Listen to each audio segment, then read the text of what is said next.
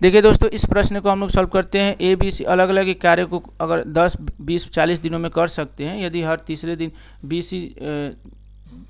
B और सी दोनों ए की सहायता करते हैं तो कार्य कितने दिनों में पूरा हो जाएगी, हमसे पूछ रहे हैं। देखिए, ए 10 दिनों में कर सकता है, बी 20 दिनों में कर सकता है और सी जो है वो 40 दिनों में कर सकता है। तो तीनों का एलसीएम अगर निकाले तो 40 हो जाएगा। तो इफिशियंसी कितना होगा, 4, 2 और 1 की इफिशियंसी होगी। ठीक है दोस्तों, अब यहाँ पर देखिए क्या कर रहा है कि हर 2 दिन बाद बी सी हेल्प कर रहा है, बाकी अकेले ए काम कर रहा है।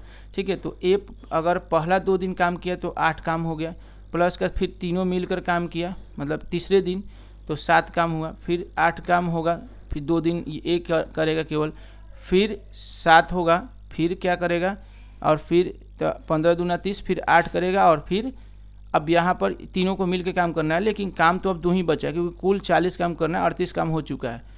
तो यहाँ पर 2/7 काम हो रहा है, माने 2/7 दिन लगेंगे टोटल टाइम ये हो जाएगा। अब यहाँ पर देखेंगे दोस्तों कि ये 2 दिन कर रहा है, फिर 1 दिन, फिर 2 दिन, फिर 1 दिन, फिर 2 दिन। ठीक है, तो कुल मिलाकर 2 1 3 2 5 1 6 6 2 8 और 8 = 2/7 दिन टोटल टाइम लगेगा।